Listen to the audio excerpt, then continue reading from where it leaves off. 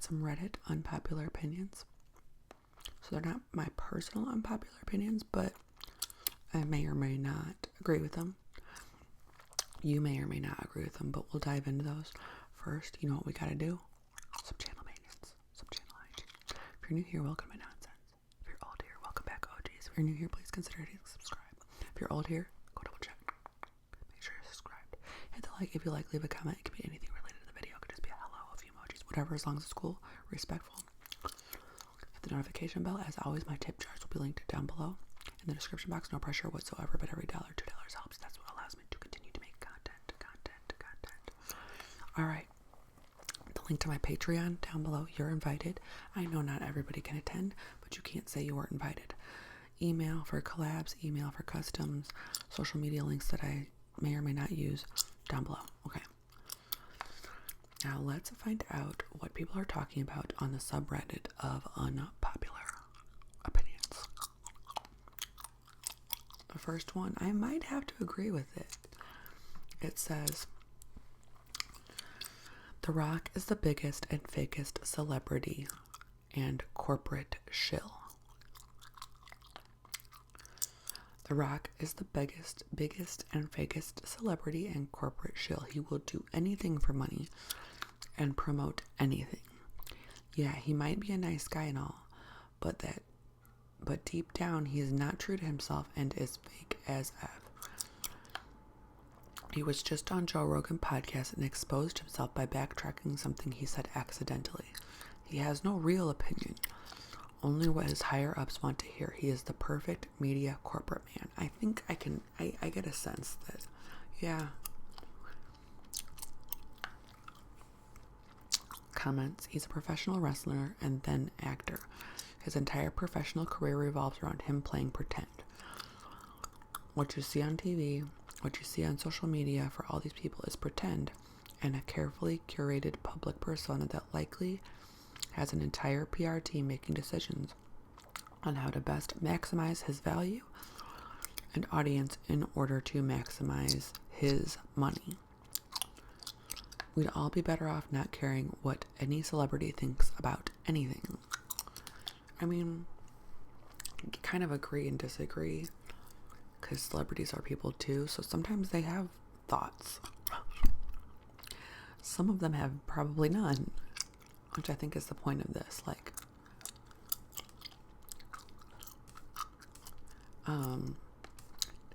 another thing about The Rock is, doesn't he have like a daughter out there that he does not, like his older daughter, he doesn't mess with at all? That always rubs me the wrong way. Let's see, am I on mute? I want to make sure I'm on mute. Okay, I'm on mute. Okay, this is the unpopular opinion that watching TV and movies with subtitles is distracting and annoying. I know some people love subtitles. I think it's a love-hate, right? I prefer them. I don't like them. But I've been to people's houses and they're like, no, I have to have subtitles on. I can get through it. It's fine. It's fine.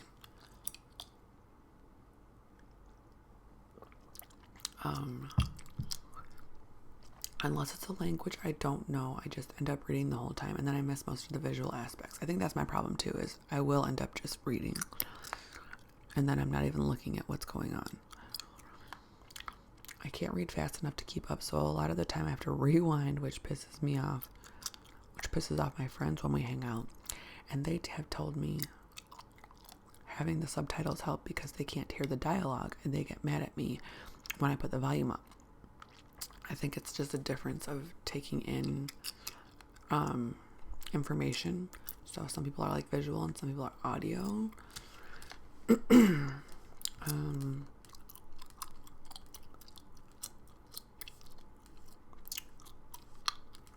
A lot of modern movies have crap ass sound mixing and I can't hear what people are saying. Instead of asking somebody what did they say or rewinding constantly, I can just read it. I didn't know that I always read the subtitles, but that increased my comprehension of what's happening on the screen when studios can't be arsed to properly sound mix. This was actually kind of something that was in an unpopular of my own opinions, but I don't think I've done it yet. I don't think I've recorded that. So just to lightly touch on it, I don't like music playing over things I'm trying to hear. It's too much going on. Especially if it's like a tutorial. And then they play like loud music.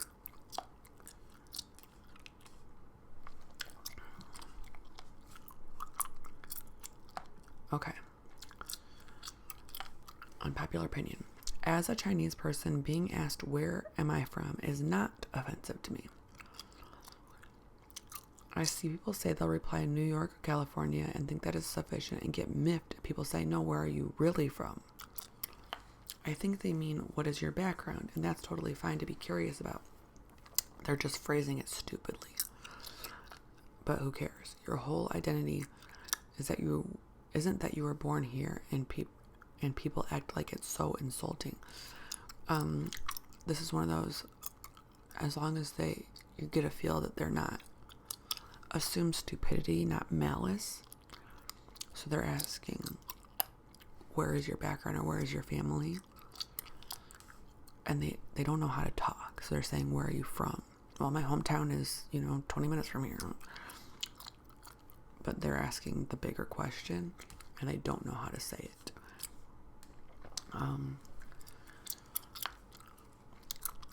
I had an Asian American friend who was third generation and living in Hawaii. While in Oregon, someone slowly asked him, where are you from?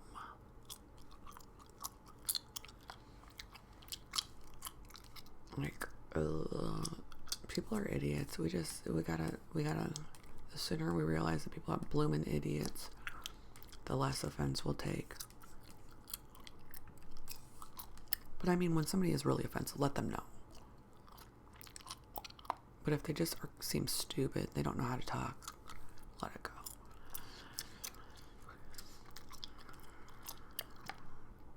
Okay, people don't take marriage seriously enough. No wonder there are so many divorces. People celebrate their last day of singleness like it's some cancer and act like marriage is an irrevocable curse rather than the union of one man and one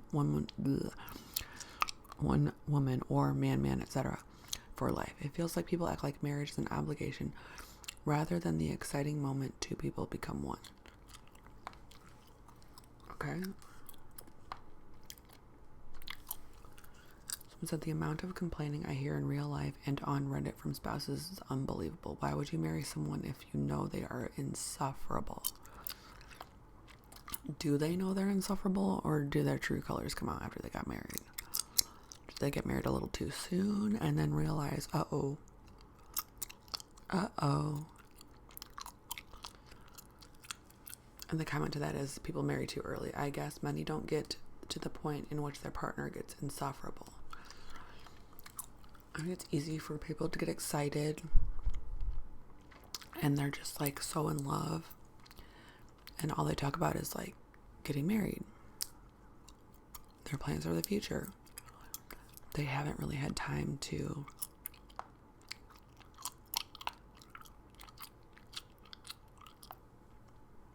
like, once you start living with somebody, you're like, oh, anybody, roommate, husband, boyfriend, you're like, there's going to be things that you're like, wow. And not that you should live with somebody before you get married, but it is a little scary marrying somebody that you haven't spent a lot of time with. Like long distance. Say you're long distance for a long time. Then you start living together. You get married and you live together. It's like all these little things. I don't know. Someone said because they think the other person can change. People can change a little bit if they want to, but you can't tell a person to change. Also, people do change for the worse sometimes. So, factor that in. Okay, this opinion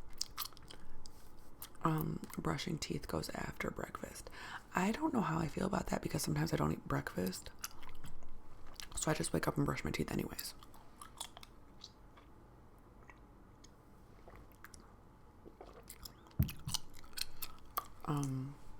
Brushing teeth goes after breakfast. I really do not understand why everyone brushes their teeth before breakfast. Not only does it taint your mouth with toothpaste flavor for the next half hour, it doesn't do anything about the stuff that you get in your mouth after eating breakfast. On the other hand, when you brush your teeth afterwards, not only do you get all of this stuff in between your teeth from breakfast, but you also have nice breath instead of minty egg breath.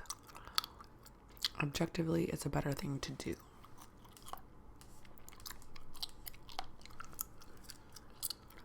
I was told by my dental hygienist, this is the comment, that you brush your teeth before eating because toothpaste coats your enamel and provides a protective barrier from the acidic properties of food.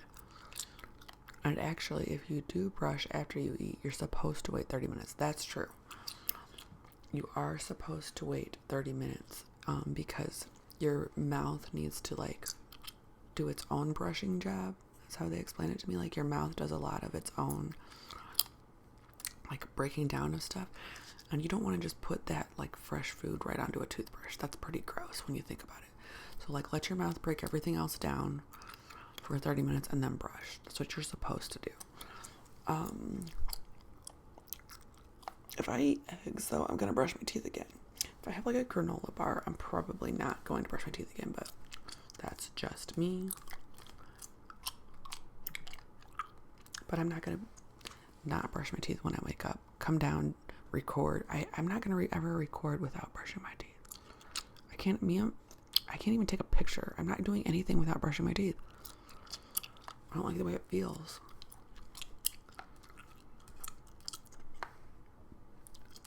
Oh my God. My grandma loves Formula One. I don't get it myself. Grandma loves it. I'm happy that she found a sport that she likes to watch. But this person says Formula One is quite possibly the most boring sport to watch.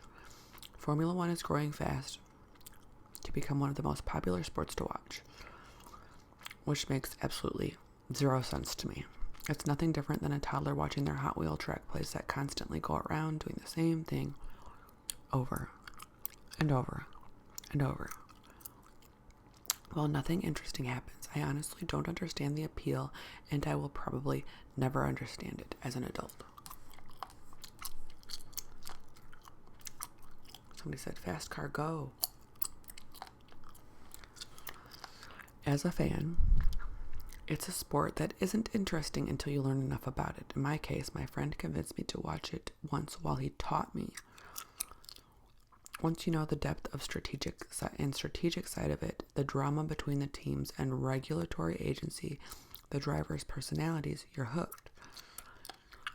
But I'd imagine many people don't get there without someone to push them into it. And somebody said, you make it sound like it's a sports soap opera. I can't do it, you guys. I can't.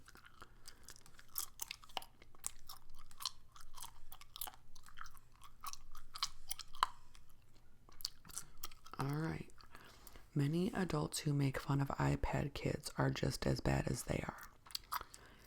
I've seen actual, especially younger adults, show signs of distress when their phone dies and their first priority is finding a charger.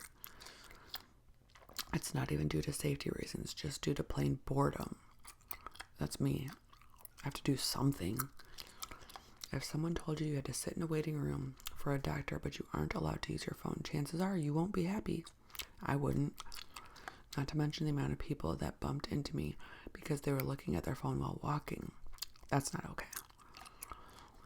Those same people will be like, oh, why is that parent letting their kid play with that iPad? But can't stand to stay away from their phone. Your phone is literally just a smaller iPad that you have the same level of attachment to as a toddler. Yes, that includes me. I'm just as guilty. I hope I'm not projecting with this post, but I can most certainly say I'm guilty too. I think that it's not okay to be snotty about it, but I think that what people are talking about sometimes is that you want a kid's brain to develop before they get hooked on the phone.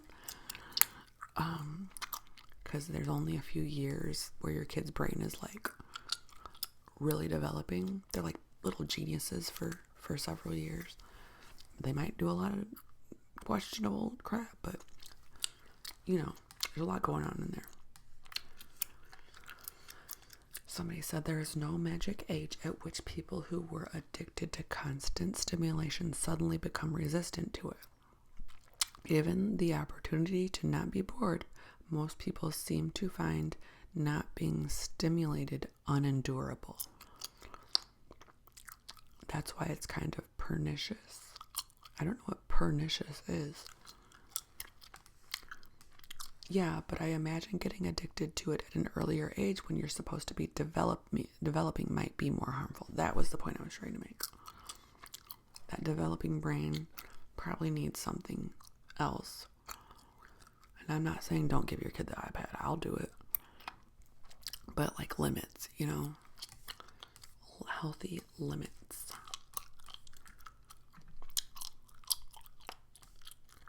But if you told me to sit in a waiting room without a book, without a phone, without a magazine for an hour, and the way that these doctors take their time, no.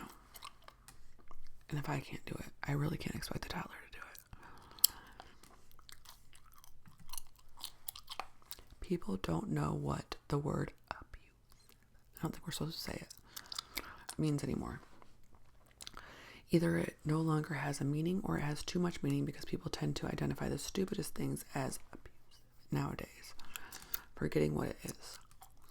If your mother scolds you for not doing your homework and confiscates your cell phone, she's not an abusive mother.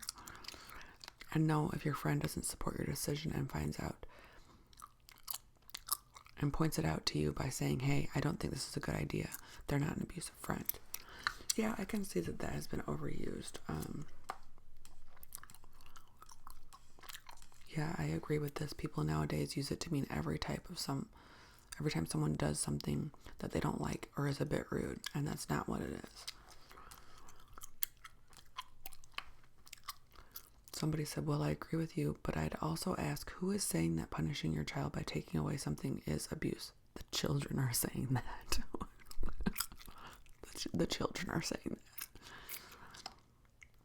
The same with the friend thing, although that's more dependent on the motives of the friend.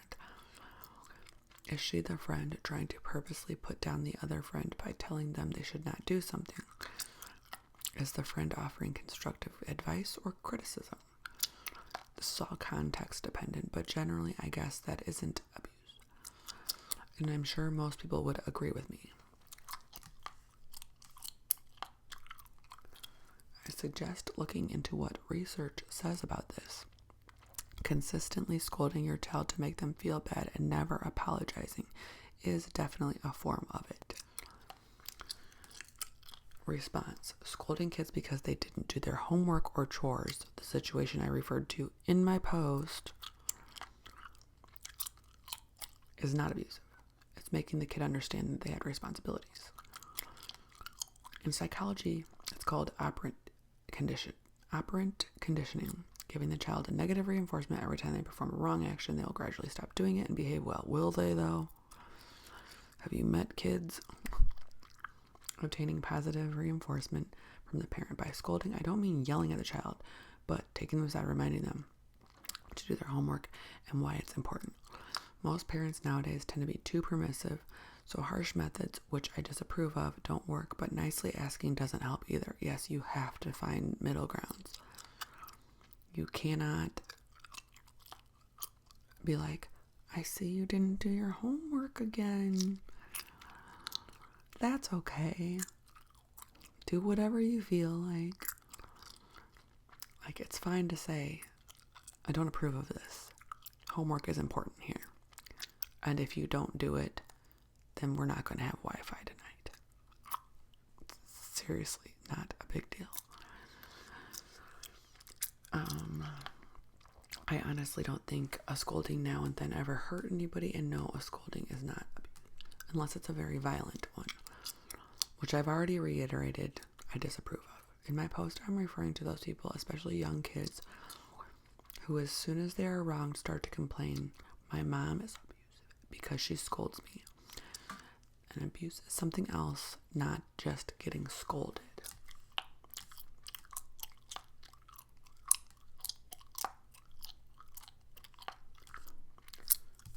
So, yeah, I think if we overuse things, they're going to become ineffective and we're not going to be able to get the help that we need. So, not everything you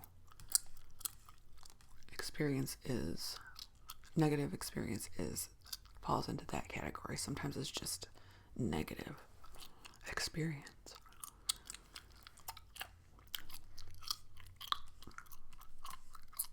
All right. Alcohol turns people into monsters and fools. It turns my brother into an irresponsible man-child. It turns my dad into a monster who's mean and disrespectful. It turns my mom into a dum-dum who's incoherent. I mean, no disrespect towards any of them either. I love them. But when they drink alcohol, they become these things and I can't stand to be around them. Like, what the hell is so good about alcohol when it ruins your relationships? Above all, every person who drinks gets the look in their eyes. I can't quite put my finger on it, but it's like they're no longer human or something. Yeah, dead behind the eyes. Probably blacked out. Like, I no longer feel like I'm speaking to a person when they're drunk, or like they're an entirely different person that I don't even recognize. I feel bad for this person because their whole family probably has alcoholism.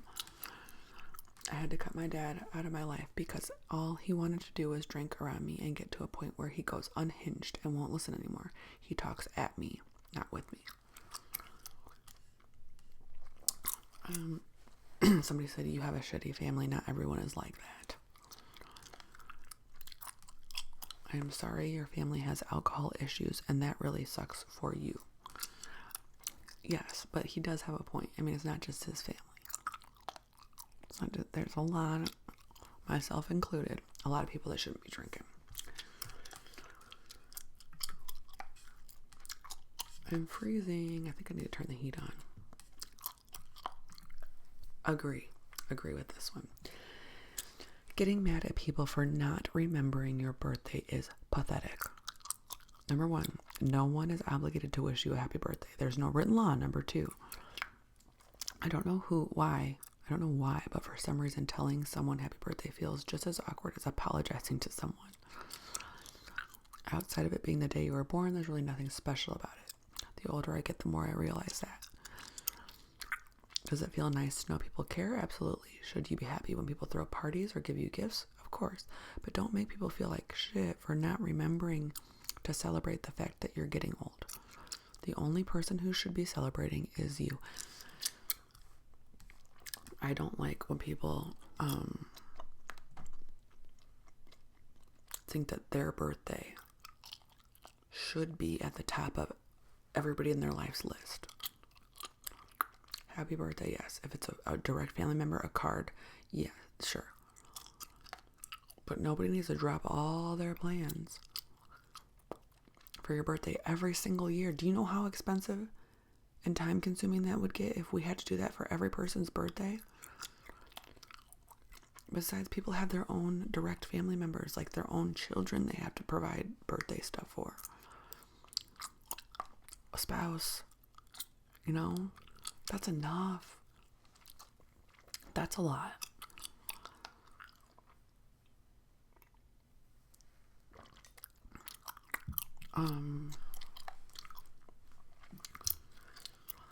All right, so it depends on who. If my friend or coworker forgets, fine. If my wife forgets, I'm a little upset. Yeah, I agree with that. Like, let's try to remember our household's birthdays. All right? My grandparents didn't tell me this year, and they still haven't. No bad blood. They're just selfish and stubborn, and I am justifiably hurt. How many grandkids do they have?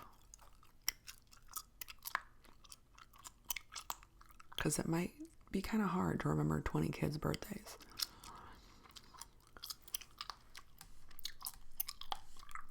My dad had the wrong day for about a decade. That felt worse than if he hadn't acknowledged it at all. dude, you were there when it happened. Why didn't you tell him like that the first year or two? You let him go on for a decade like that? Maybe he's saying it on your due date. Like that's the date that was in his head, was your due date. I don't know. To be fair, I'm bad at remembering the exact date for both my kids. One is on the 22nd of the month and the other is on the 24th.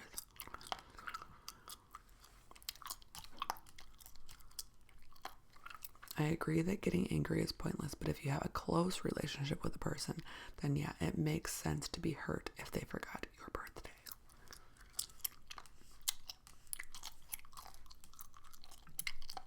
Alright, we're going to do one more because I'm cold and I'm hungry and I'm tired. I got up at 3 a.m. today to film. I think I'm going to go back to bed for a little bit if I can. Going out to breakfast sucks. What better way to start your day out than showing up to a breakfast place during peak hours, then waiting 24 to 40 minutes to get a table, then another 30 to 45 minutes to get your food. That's a long time to wait to get your food. My food, I don't think, has ever taken a full half hour.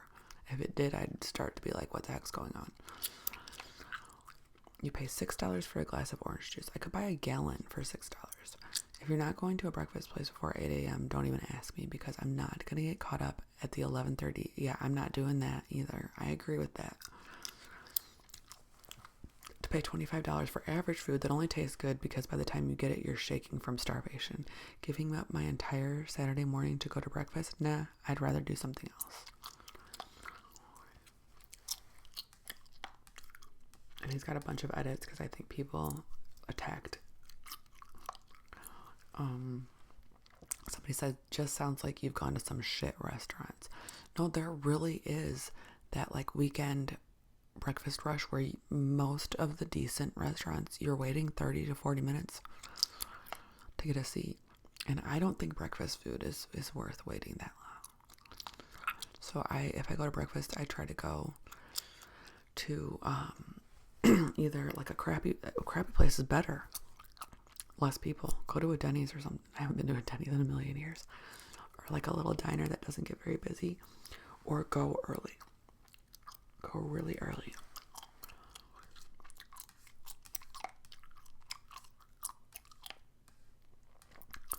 OP sounds like he's always hungover on Saturdays. Somebody said Waffle House is the solution. Somebody said by all means, just stay home. So this is a really touchy subject. I went out for breakfast with my family a few times, and it's always been enjoyable. I'm not a morning person by any means, but I don't mind it. People going to these places during peak hours on the weekend are probably not doing it for quick, affordable food and then move on with your day. They're looking for a place to socialize. Waiting is not a problem because it's time to talk with everyone. It's the party atmosphere where people are socializing. The high price is to brag about wealth. Quick, affordable place would be more boring for them. Even if they dress casual, it's probably fitted casual. So, some people like it. Some people like to wait and socialize while everybody else is talking around them. I don't, okay? But if you like it, by all means, go enjoy it. Go party. Go party. All right. I'm going to close this up. If you are still there and you watched this all the way to the end, thank you very much. I hope that you have